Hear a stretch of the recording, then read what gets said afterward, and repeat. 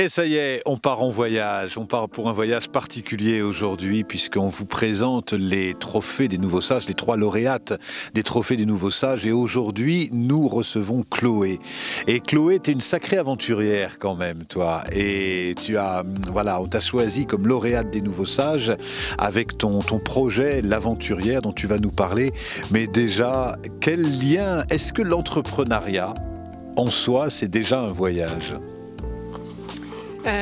Oui, c'est peut-être le plus grand des voyages finalement parce qu'on part complètement dans l'inconnu et on peut s'y préparer, je pense, de tout un tas de façons possibles.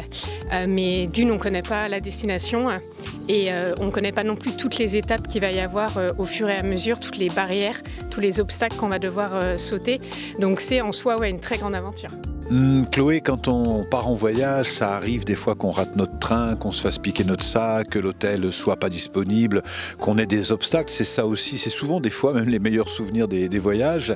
Est-ce que pour toi, dans ton parcours d'entrepreneur, les obstacles que tu as rencontrés, qu'est-ce que ça t'a appris et comment ça t'a permis de passer à l'étape suivante ?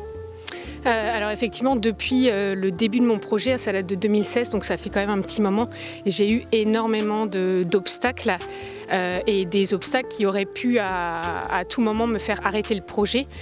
Mais après, dans mon caractère aussi, quand on me dit c'est pas possible ou on me dit non, je vais me dire ok, je vais te prouver le contraire en fait. Donc ça crée aussi une sorte de dynamisme et une force de caractère. C'est ce que ça a montré en tout cas moi dans mon projet.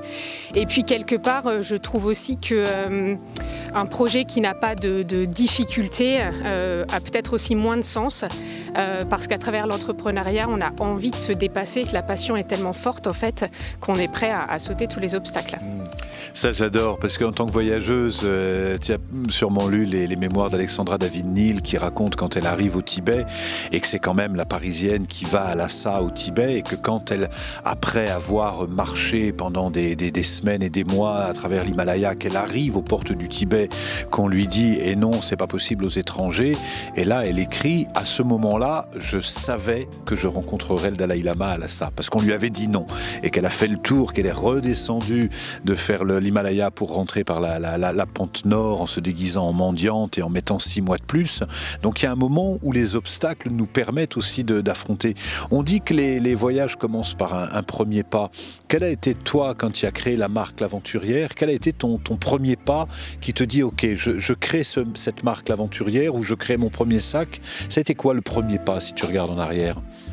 Alors je pense peut-être à un profil un peu atypique dans le sens où j'ai pas choisi de créer une entreprise, ça s'est vraiment présenté à moi, donc il n'y a pas eu en soi de plan, en fait je pense que le premier pas, je me suis pas rendu compte l'avoir fait et en fait ça s'est fait, ça date à peu près de 2014 lors d'un voyage au Népal, donc j'avais un trajet qui était assez long entre Katmandou et Pokhara dans un bus et je me suis mise en fait à dessiner un croquis vraiment très grossier d'un sac à dos qui serait pour moi le sac à dos idéal.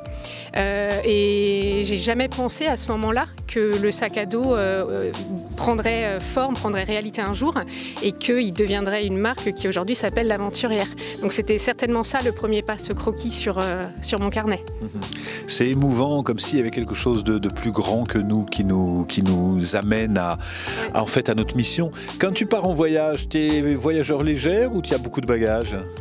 Ah non, moi c'est très minimaliste, ça a toujours été comme ça, c'est même au point où finalement j'ai pas assez de choses avec moi, mais généralement c'est un bagage cabine pour éviter aussi tout le trafic qu'il y a à l'aéroport, etc. Gagner du temps et puis ne pas avoir à porter trop de choses non plus sur soi et n'emmener que l'essentiel. Ça a toujours été ma philosophie en voyage. Merci Chloé, merci L'Aventurière. Merci beaucoup, avec grand plaisir. Et j'en profite aussi pour remercier l'Académie de l'Acte. À travers la formation des Nouveaux Sages, clairement, ça n'a pas été qu'une partie de plaisir pour moi. Il y a eu beaucoup de remises en question et de difficultés, mais je suis ressortie de la formation hyper motivée, beaucoup plus forte. Et depuis, le projet a pris une toute nouvelle direction, une toute nouvelle ampleur. Et ça, je le dois vraiment à l'Académie de l'Acte. Merci à toi.